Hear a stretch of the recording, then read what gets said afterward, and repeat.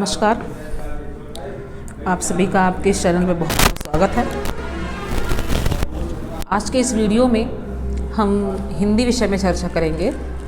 हिंदी विषय पे उपसर्ग पार्ट 1 पे हम इसके पहले वीडियो में चर्चा कर चुके हैं, तो उपसर्ग पार्ट 2 पर आज हम चर्चा करेंगे इनके जो इम्पोर्टेंट प्रश्न होते हैं इसके बारे में। चलिए हम बात करते हैं पहले प्रश्न पर। देखिए, पहला प्रश्न है, बहिर्मुखी शब्द में कौन सा उपसर्ग है? ऑप्शन ए बहि, ऑप्शन बी बहिर, ऑप्शन सी बहिर, ऑप्शन डी बहिस। तो ध्यान दीजिएगा, इसमें देखिए मैंने बार बार बताया है, जब रा शब्द होता है वो आधा हो जाता है एक वर्ड में, यानी जैसे ये जो वर्ड बनता है पूरा उसमें वो शब्द आधा दिखाई पड़े। क्लियर?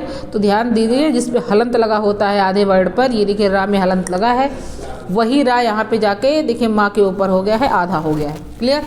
तो वो चीज़ें वही होती है जो आधी हो। तो यहाँ पे बहिर्मुखी में आपका कौन सा है? बहिर शब्द, यानी यहाँ पे उपसर्ग जुड़ा हुआ है। चलिए अगला है, प्रागैतिहासिक में किस उपसर्ग का प्रयोग हुआ है?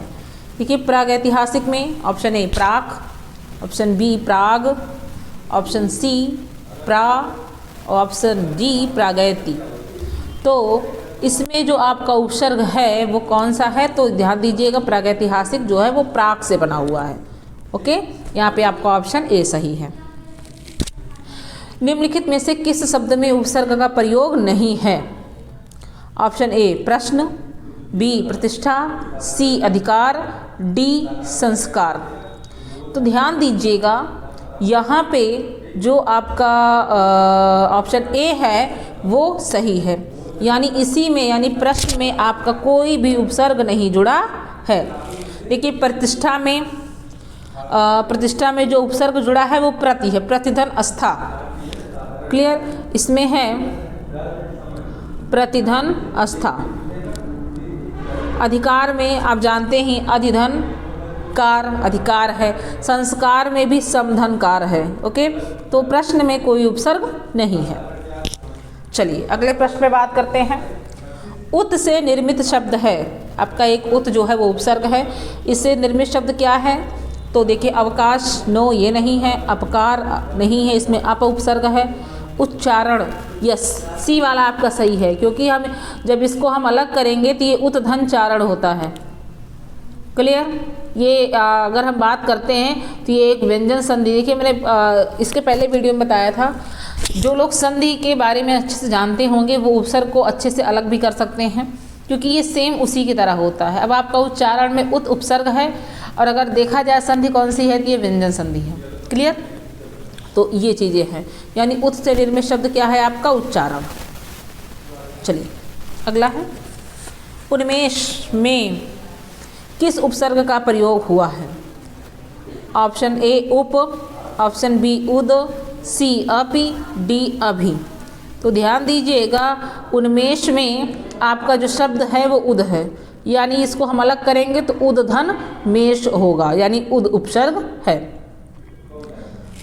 चलिए अगले प्रश्न पे बात करते हैं। अतीन्द्रिय में उपसर्ग बताइए। ऑप्शन ए अति, बी अतो, सी अ, डी अत। तो अतीन्द्रिय में कौन सा उपसर्ग है? तो देखिए, आपका पहला ही है अति, यानी अतधन इंद्रिय में ही आपका ये शब्द बना है अतीन्द्रिय। आप इन प्रश्नों के उत्तर कमेंट्स बॉक्स में भी बता सकते हैं।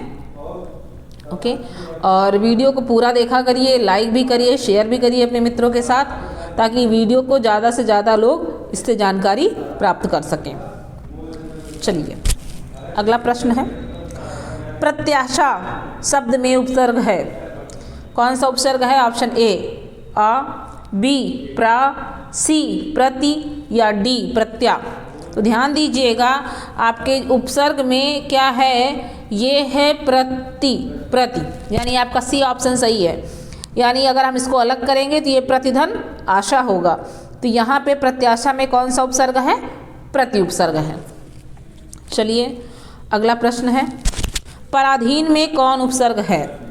ऑप्शन ए पर, बी प्रा, सी परा, डी प्रो। तो पराधीन में कौन सा उपसर्ग है? तो ध्यान दीजिएगा, यहाँ पे आपका पहला उपसर्ग है यानी पर। पराधीन में कौन सा उपसर्ग जुड़ा है? पर उपसर्ग जुड़ा है। परधन अधीन। चलिए अगला प्रश्न है, एक में उपसर्ग का प्रयोग हुआ है। अब देखिए यहाँ पे आपको 4 ऑप्शन दिखाई दे रहे हैं। 4 ऑप्शन में से आपको ढूंढना है किस एक ऑप्शन में उपसर्ग का प्रयोग हुआ है। ऑप्शन ए कुनकुना, बी कुदरत, सी कुढ़न, डी कुढ़ंग। तो ध्यान दीजिएगा, यहाँ पर जो आपका ऑप्शन डी है इसी में उपसर्ग का प्रयोग हुआ है, क्योंकि हम अगर इसको अलग करते हैं, यहाँ पे एक शब्द है कु प्लस ढंग। देखिए उपसर्ग जो है वो एक सार्थक शब्द में ही जुड़ता है, हम इसी कहीं भी ऐसे नहीं जोड़ सकते हैं। कोई एक सार्थक शब्द है उसमें उपसर्ग आदि में जुड़ता है यानी प्रारंभ में जुड़ता है और एक नया शब्द बनता है। तो ढंग मतलब तरीका होता है, और ये जो उपसर्ग जुड़ा है कु उपसर्ग जुड़ा है तो कुढंग हो गया। ओके, चलिए अगला है, निम्न लिखित शब्दों में से एक में उपसर्ग का प्रयोग हुआ है। क्लियर, निम्नलिखित शब्दों में से एक में उपसर्ग का प्रयोग हुआ है, किसमें हुआ है वो ढूंढना है। ऑप्शन ए निगाह, बी निवाला, सी निढाल, डी निशाचर। तो जो यहाँ देखिए निगाह, अगर हम नी उपसर्ग अलग करें तो गाह मतलब कुछ नहीं होता, कोई शब्द नहीं है, इसका कोई अर्थ नहीं है। निवाला में भी वाला का कोई अर्थ नहीं है। निशाचर में भी शाचर का कोई अर्थ नहीं है, अर्थात आपका ऑप्शन जो सही है वो क्या है? निढाल। देखिए ढाल मतलब होता है ढलान, यहाँ पे नी शब्द हो गया जुड़ा है अर्थात निढाल हो गया है, तो ये आपका उपसर्ग है। चलिए अगला प्रश्न है, निम्नलिखित में से नी उपसर्ग का प्रयोग किस शब्द में हुआ है? देखिए अब आपको ढूंढना है इसमें से किसमें नी उपसर्ग है। तो निराशा पहला ऑप्शन, इसमें भी नहीं है। निष्फल इसमें भी नहीं है। देखिए आपका सी ऑप्शन यहाँ पर सही है। क्लियर, यानी सी ऑप्शन में देखिए गम। क्लियर, गम एक धातु है, मतलब जैसे गम धातु माने क्या होता है? जाना होता है। तो यहाँ गम में जुड़ा है नी अर्थात निगम। ओके, तो निगम में नी उपसर्ग का प्रयोग हुआ है, बाकी और शब्दों में नी उपसर्ग का प्रयोग नहीं हुआ है। चलिए अगला प्रश्न है, इनमें से किस शब्द में उपसर्ग नहीं है? आपको ढूंढना है, 4 ऑप्शन दिए गए हैं, किस शब्द में उपसर्ग नहीं है। पहले में देखिए अपमान, अपमान में उपसर्ग है, अपमान यानी अपधन मान। फिर हम आगे बढ़ते हैं, अपधन राध अपराध। देखिए राध को अलग करते हैं तो राध कोई शब्द नहीं है, लेकिन हम आगे भी देख लेते, देखने में तो यही लग रहा है बी वाला ही, लेकिन हम आगे और भी ऑप्शन पे देख लेते हैं। अपधन यश, सी ऑप्शन अपयश, यानी यहाँ पर हुआ है, यहाँ पर भी हुआ है। अपमति, अपधन मति, अर्थात अपराध में नहीं हुआ। कहने का मतलब है आपका जो यहाँ पे सही है वो कौन सा ऑप्शन सही है? बी ऑप्शन सही है, यानी बी में यानी अपराध में किसी उपसर्ग का प्रयोग नहीं हुआ है। चलिए अगला प्रश्न, निम्नलिखित में से कौन सा अ उपसर्ग से बना है? यानी आ उपसर्ग किस में लगा है? पहला आपका अत्याचार, देखिए इसमें अति उपसर्ग है। बी अध्यादेश में अधि उपसर्ग है। अपवाद में अप उपसर्ग है, लेकिन अनाथ में आपका आ उपसर्ग है। तो यहाँ पे ऑप्शन आपका चौथा है। चलिए अगला प्रश्न है, निम्नलिखित में से किस शब्द में आ उपसर्ग नहीं लगा है? क्लियर, अभी इसके पहले में हमें ढूंढना था लगा है, और इसमें ढूंढना है आ नहीं लगा है। तो पहला ऑप्शन अकथ, देखिए कथ मतलब कहना होता है, यानी इसमें लगा हुआ है। भेद मतलब प्रकार होता है या भेदना होता है, अभेद यहाँ भी लगा है। अचूक, चूक मतलब चूकना होता है, यहाँ भी लगा है। देखिए डी ऑप्शन सही है, अनुज, क्योंकि नुज मतलब कुछ नहीं होता। ओके, तो यहाँ पर आप में आ उपसर्ग नहीं लगा, यानी आपका डी ऑप्शन सही है। अनुज मतलब होता है छोटा। चलिए अगला है, किस शब्द में उपसर्ग नहीं लगा है? ऑप्शन ए विरासत, बी व्यापार, सी विछक, डी विकल्प। तो ध्यान दीजिएगा, आपके पहले ऑप्शन में ही विरासत में कोई उपसर्ग नहीं है, यानी आपका पहला ऑप्शन सही है। देखिए व्यापार में आपका वी धन आ उपसर्ग है, विछक में भी वी उपसर्ग है, और विकल्प में भी वी उपसर्ग है। तो यानी विरासत में कोई उपसर्ग नहीं लगा है।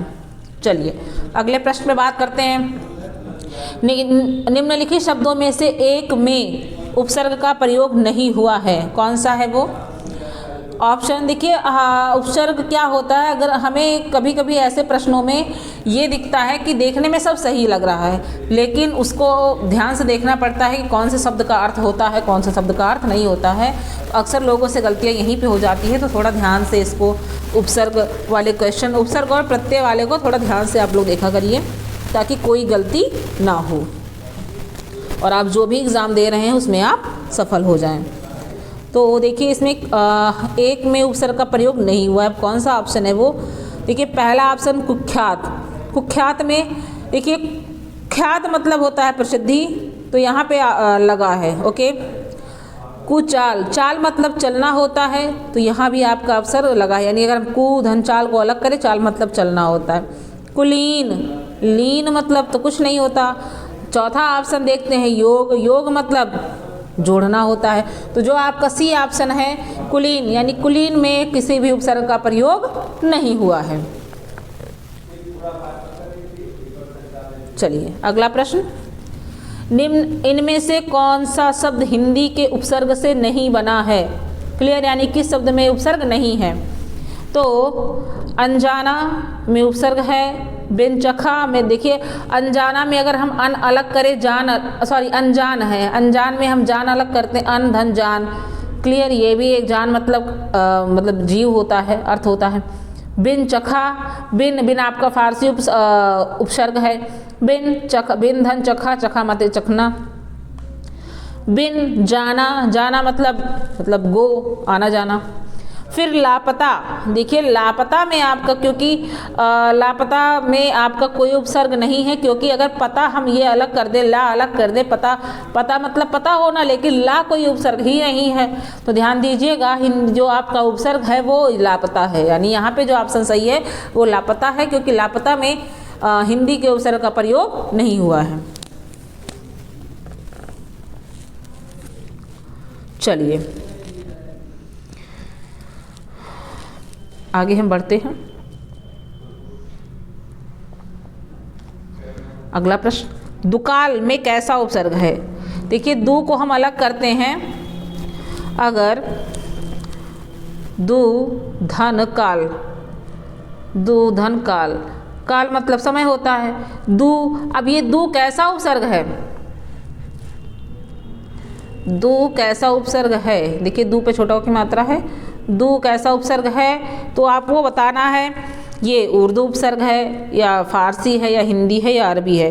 तो ध्यान दीजिएगा दू उपसर्ग जो है वो आपका हिंदी है। ओके, हिंदी में है। अब दू उपसर्ग से ही आपका दुबला बनता है, दुलारा बनता है, दुधारू बनता है, ऐसे ही शब्द बनते हैं। ओके, चलिए अगले प्रश्न पर बात करते हैं। असाध्य शब्द के आ उपसर्ग का क्या अर्थ है? देखिए अगर हम इसको अलग करें,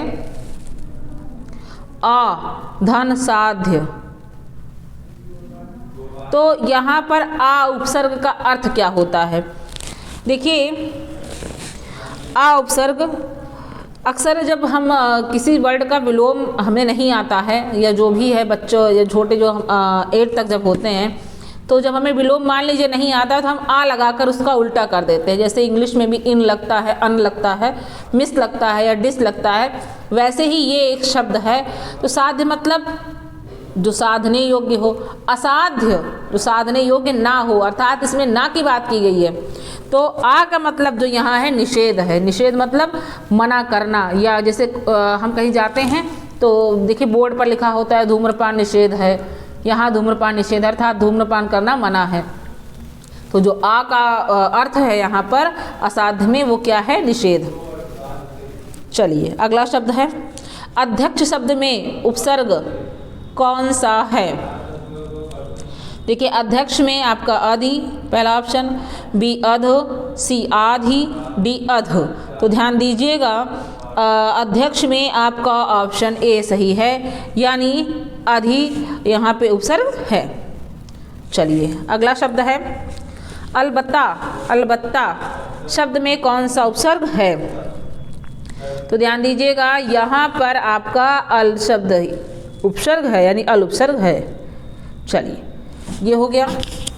तो ये हो गए उपसर्ग पार्ट 2 के कुछ इम्पॉर्टेंट प्रश्न। आप इन प्रश्नों का अध्ययन करिएगा।